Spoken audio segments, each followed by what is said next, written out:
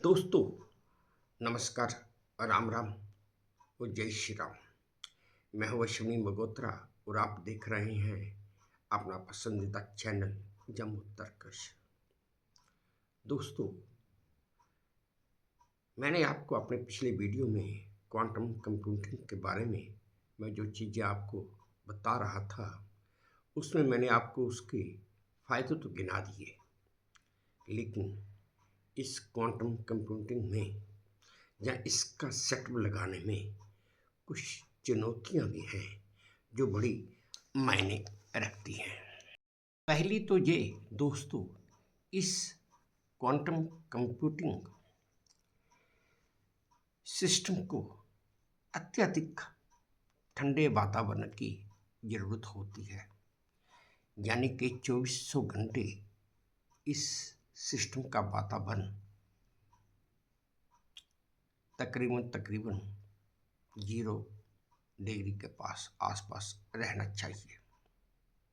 दूसरा, इस quantum computing का सिस्टम सेटअप करने की लागत क्लासिकल कंप्यूटर या आम कंप्यूटर का यूनिट स्थापित करने से कई हजार गुना ज़्यादा है। तीसरा, इस क्वांटम कंप्यूटिंग सिस्टम में जो क्यूबिट्स इस्तेमाल होते हैं वह बहुत ही अस्थिर होते हैं और बाहरी प्रभावों से बड़ी जल्दी प्रभावित भी हो जाते हैं। चौथा, क्वांटम कंप्यूटर मौजूदा क्रिप्टोग्राफिक सिस्टम को भी तोड़ सकते हैं, जिससे डेटा सुरक्षा के लिए नई नई चुनौतियां पैदा भी हो सकती हैं। और सबसे बड़ी चुनौती तो इस क्वांटम कंप्यूटर में ये है कि आज की इस दुनिया में इस टेक्निक को समझने वाले, बनाने वाले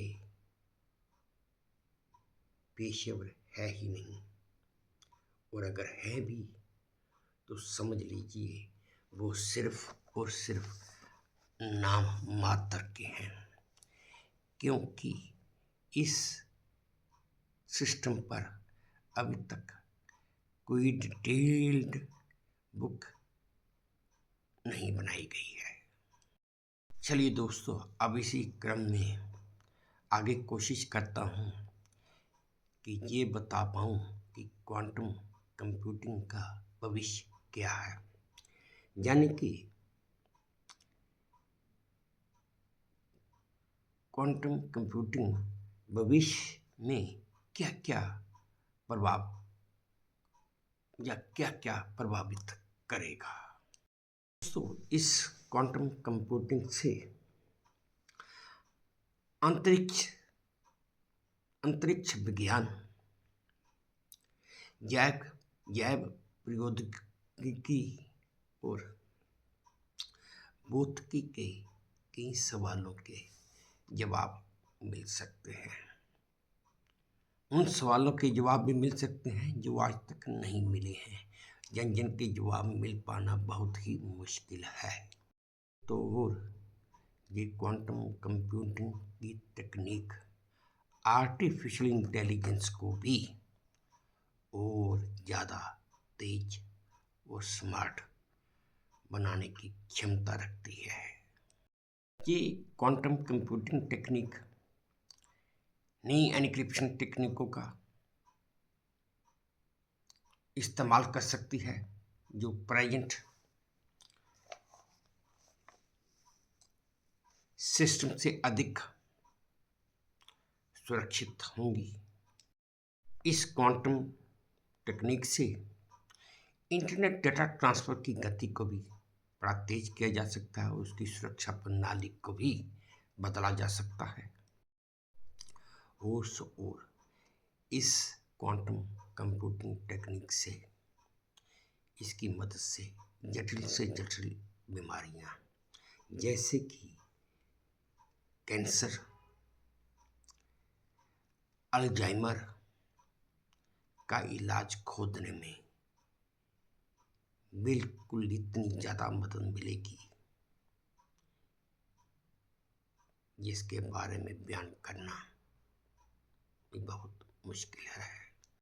तो दोस्तों, अब जरा ये भी देख लेते हैं या समझने की कोशिश करते हैं कि भारत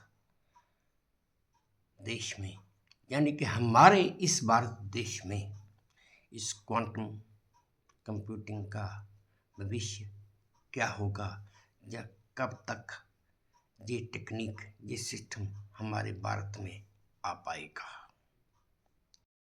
तो दोस्तों, मैं इस क्रम में ये बताना चाहूँगा कि भारत सरकार ने 2023 में 6,000 करोड़ रुपए के साथ राष्ट्रीय क्वांटम मिशन शुरू किया था।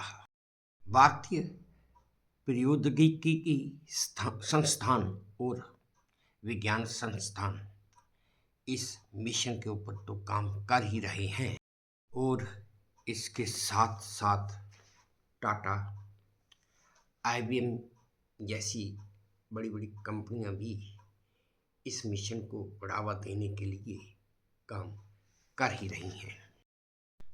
दोस्तों, अब मैंने आपको अपने पास जो जानकारी थी अपने इस वीडियो के 2 भागों में मैंने आपको बता दी।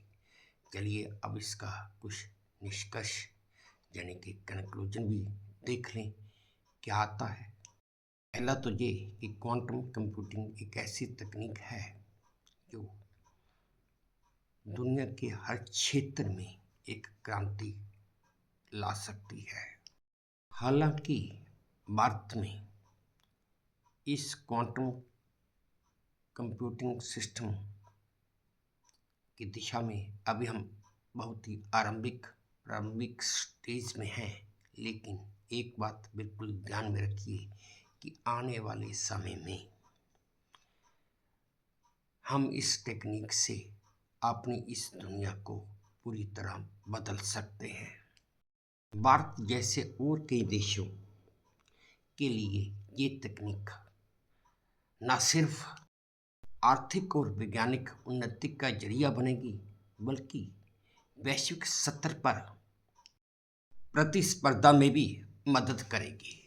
और आखिर में दोस्तों, यही वो सही समय है कि जब इस टेक्निक को पूरी तरह समझा जाए और इसके लिए तैयारी भी की जाए। आखिर में दोस्तों, अगर आपको मेरी ये जानकारी महत्वपूर्ण अच्छी लगी हो तो प्लीज़ मेरे इस चैनल को सब्सक्राइब कीजिए, लाइक कीजिए और शेयर कीजिए। और हाँ, अपने कमेंट मेरे कमेंट बॉक्स में ज़रूर डालिए ताकि मैं भी उन्हें पढ़ सकूं कि आप मेरे बारे में क्या सोचते हैं। धन्यवाद।